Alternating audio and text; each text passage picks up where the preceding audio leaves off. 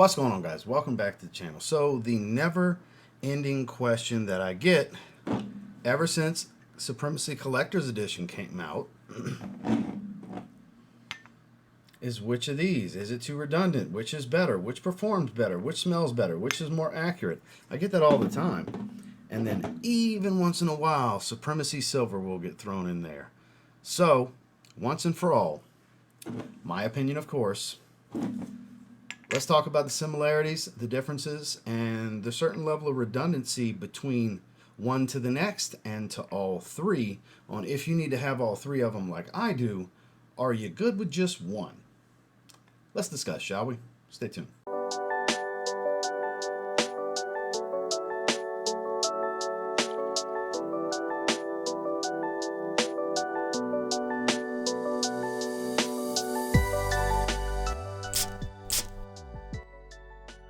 So chronologically, Supremacy Silver came around first, or just known as Afnan Supremacy. Supremacy Silver is kind of a nickname that kind of stuck, and Afnan kind of runs with it, you know.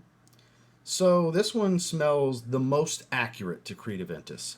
Before the market got flooded and everybody and their mama wanting to do a clone of Aventus, an inspiration of Aventus, a twist on Aventus, there were only so many, and this was one of the best. It was pretty much this and Club d'Inuit Intense Man, the original Eau de Toilette, were the two kings of the mountain. It was between the two, and if you want to talk quality and accuracy, this beats Club d'Inuit Intense Man hands down. It's much better quality oils, and it's much more accurate.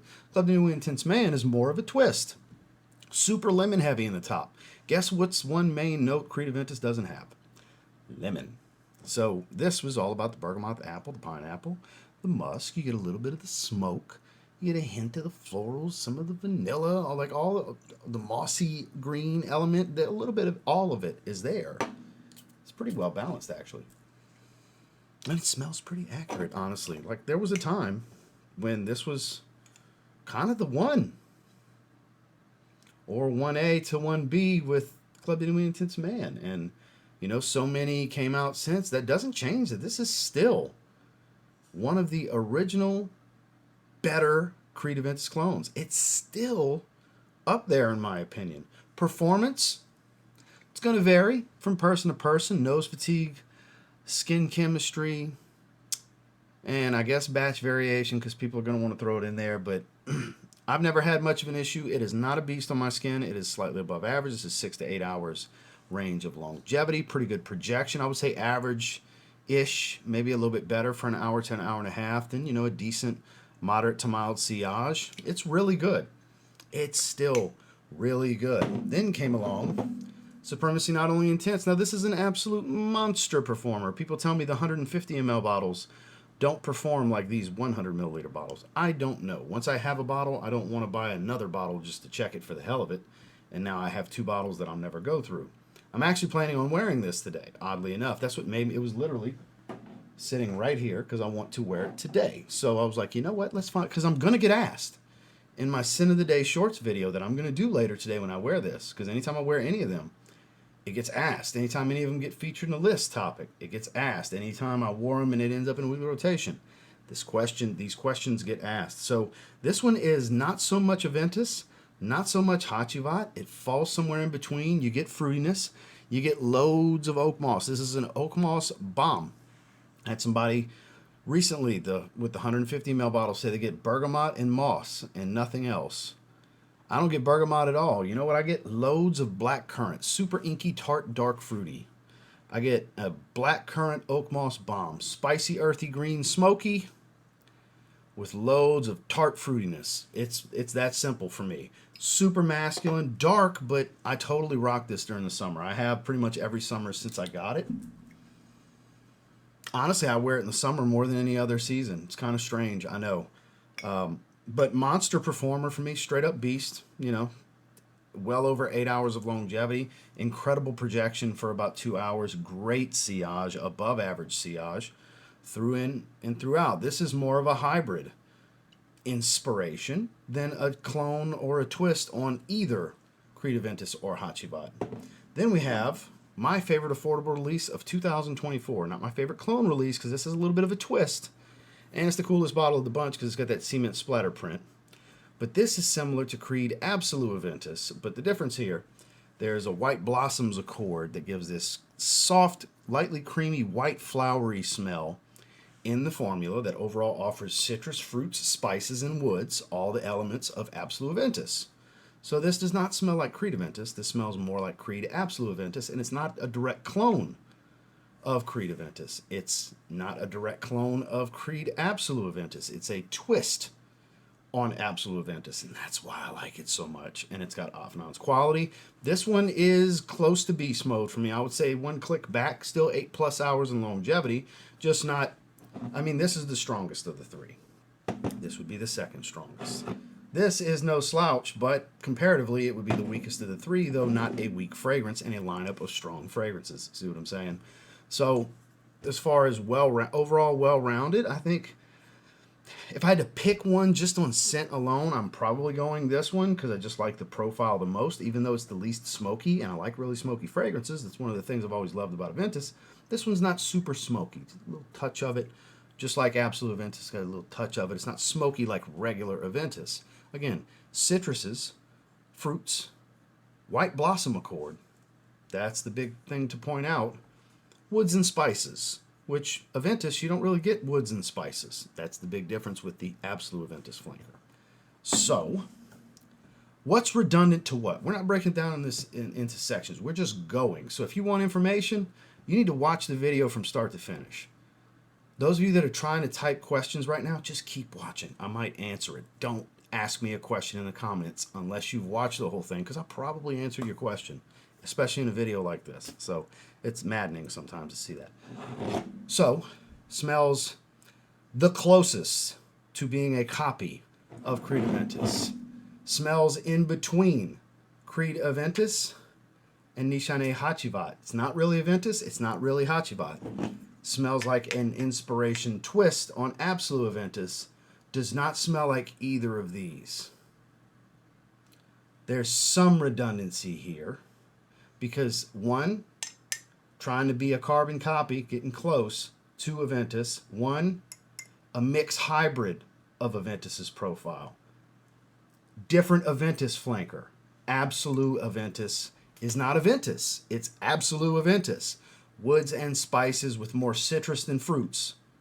That's Absolute Aventus versus Aventus. Aventus is fruity and smoky and musky. That's the main accords. Most batches all batches have in common. Pineapple and apple, one or the other is going to be more dominant, usually pineapple. Smoky birch, heavy musky ambergris. Both of these have that. You're not getting pineapple heavy here. You're getting more citruses than you are fruits, with a pretty good balance, but more citrus heavy leaning. Without the heavy smokiness, not loads of birch. And it's not super musky. You have a little bit of musk, but you enhance this Absolute Aventus's profile now, not this specific fragrance. Absolute Aventus with woods and spices. It's honestly a more well-rounded everyday fragrance than a Creed Aventus, I think, personally. Now with this one, it's not exactly trying to be a copy of Absolute Aventus. It has a little twist with that white blossoms, that white flower accord in the heart that offers a little touch of a creamy white flower smell. Not a feminine leaning smell, but an interesting twist that really works with the profile. So these two, there's a certain level of redundancy. Between the three, there's a certain level of redundancy. So these, not redundant. I don't think so. Maybe the closest, like there's some redundancy here, but these two, not redundant. That's the main question. I don't think they're redundant. Everything this does predominantly, this does not do. Everything this does predominantly, this does not do. This is the strongest fragrance of the three. If you want the strongest fragrance, and you're the person that the #1 priority is the strength and longevity of your fragrance for others to smell you, you could give a shit less how you smell and how much you can smell you. Because let's be honest, if performance is #1, you really don't care that much about how you smell. You want others to think you smell good. I'll pray for you. If you're looking for the scent, obviously this is an opinionated thing because you may think this one smells the best. You may think this one smells the best. You may think this one smells the best. Guess what? All three of them are really freaking good. That's why I'm happy to have all three. But if I'm picking one, it's this one. It's the median in performance. It's right below being a beast. It's the most well-balanced and well-rounded profile, I think. It's not trying to be exactly one thing. It's a twist on one thing that's the most different from the other two. It's the Absolute Aventus Flanker with its own twist, the white floral. And it's affordable throughout. It's the best-looking bottle, in my opinion. I think this is the one. If you're buying one, even though I'm wearing this one today, I like all three. I wear all three of them. I'm going to wear this today, but gun to my head, I'm going with this one.